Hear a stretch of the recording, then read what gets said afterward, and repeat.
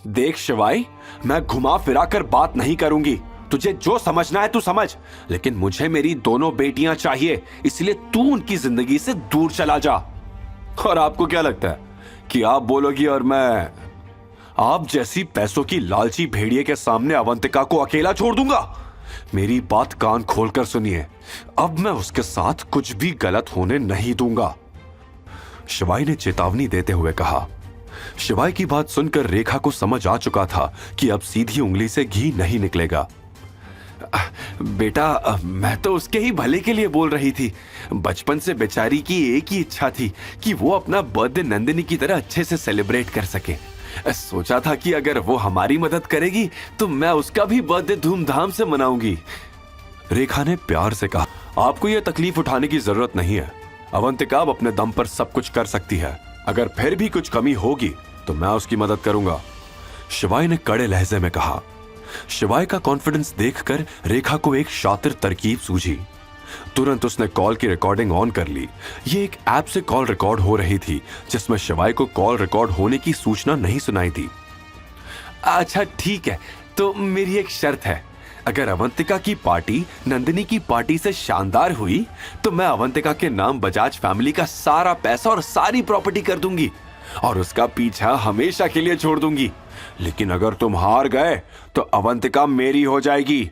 उसके बाद तुम्हारा अवंतिका से कोई रिश्ता नहीं होगा। अगर शर्त मंजूर है तो बताओ। शिवाय रेखा की चालों को समझ नहीं पाया और जाल में फंस गया। वो चाहता था कि रेखा और नंदिनी अब अवंतिका का पीछा छोड़ दे, इसीलिए वो ये शर्त मान गया। ठीक है, मैं अवंतिका के लिए नंदिनी की पार्टी से 10 गुना अच्छी पार्टी ऑर्गेनाइज करूंगा और अगर मैं ये शर्त हार गया तो अवंतिका आपकी, लेकिन अगर मैं जीता तो आपको अपनी पूरी जायदाद और पैसा अवंतिका को देना होगा। शिवाई की आवाज में एक अजीब सा भारीपन था। शिवाई किसी भी कीमत पर अवंतिका को दांव पर नहीं लगाना चाहता था, लेकिन अब बात अवंतिका की आजादी की थी, इसीलिए वो शर्त मान गया। उसने फोन जेब में रखा और होटल के अंदर चला गया। रेखा ने कॉल पर हुई शिवाय और अपनी सारी बातें रिकॉर्ड कर ली और उसे ऑनलाइन पोस्ट कर दिया ताकि पूरे इंदौर को इस शर्त के बारे में पता चल जाए। यह रिकॉर्डिंग आग की तरह हर जगह फैल गई, जिसे सुनकर हर कोई हंस रहा था। सब शिवाय का बुरी तरह मजाक उड़ाने लगे थे। तभी सबकी नजर रिकॉर्डिंग के नीचे पड़ी बेटिंग लिंक पर गई।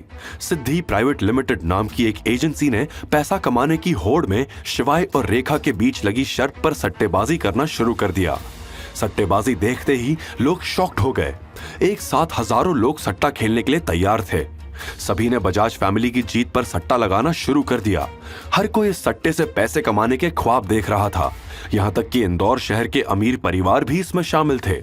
जब ये बात दिनेश तक पहुंची तो उसने भी सोशल मीडिया पर जाकर सारा मामला देखा और जोर जोर से हंसने लगा, क्योंकि उसे तो सारा सच पता था। अगर मुझे शिवाय सर का डर नहीं होता तो मैं भी आज शिवाय सर की जीत पर सट्टा लगाकर ढेर सारे पैसे कमा लेता। भगवान जाने इन लोगों का क्या होगा। जब सच इनके सामने आएगा सबका पैसा एक साथ डूबेगा। ये सोचते हुए दिनेश को बहुत मजा आ रहा था। इधर काफी देर बाद देव के फोन पर एक प्राइवेट नंबर से कॉल आया। देव ने स्क्रीन देखी और सोचने लगा, मुझे प्राइवेट नंबर से कौन कॉल कर रहा है? मैं तो ऐसे किसी आदमी को नहीं जानता। ये सोचते हुए उसने कॉल उठाया। हेलो, कौन बोल रहा है?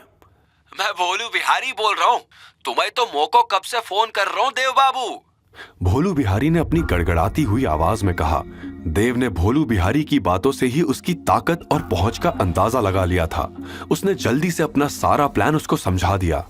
वहीं इस वक्त शिवाय होटल के प्राइवेट रूम में जा ही रहा था कि तभी दिनेश का कॉल आया। कॉल रिसीव करते ही दिनेश ने कहा, सर, आज ग्वालियर की सभी कंपनीज के चेयरमैन ने मिलकर मुझे कॉल किया था। रेखा बजाज का ऑनलाइन ऑडियो देखकर उन्हें शक हो गया था कि वो आदमी आप ही हैं।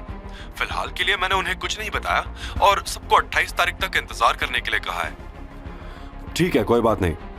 अब वैसे भी ये खेल खत्म होने ही वाला है, शिवाय ने कहा। सर, एक और बात, आपने रेखा का ऑनलाइन पोस्ट देखा?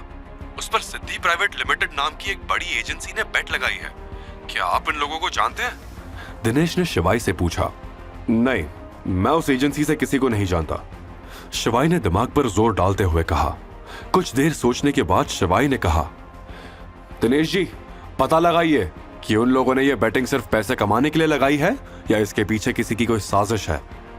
जी सर, बिल्कुल, मैं पता लगाता हूं, दिनेश ने चौकन्ना होते हुए कहा।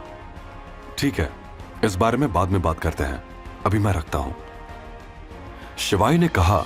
लेकिन तभी दिनेश ने फिर टोकते हुए कहा, सर एक और बात, किसी ने आपके लिए एक वुडन बॉक्स भेजा है जिस पर एक अजीब सा सिंबल भी बना है। आई थिंक ये बहुत कॉन्फिडेंशियल है, इसीलिए मैं खुद पर्सनली आपको ये देना चाहता हूं।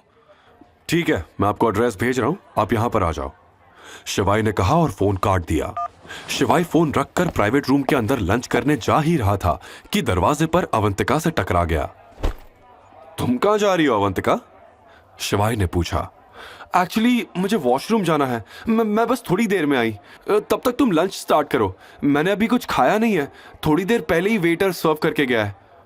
इतना कहकर अवंतिका वॉशरूम की ओर चली गई, मगर वो वॉशरूम की तरफ नहीं बल्कि रिसेप्शन एरिया की तरफ चली गई। एक्सक्यूज मी, क्या आप बता सकते हैं कि टोटल बिल कितना हुआ है? मुझे पे करना है। आगे की कहानी जानने के लिए देखिए अगला एपिसोड सिर्फ पॉकेट एफएम के यूट्यूब चैनल पर। और शिवाय एक विनाशक के सारे एपिसोड्स को सुनने के लिए डिस्क्रिप्शन में दी लिंक से डाउनलोड करें पॉकेट एफएम ऐप।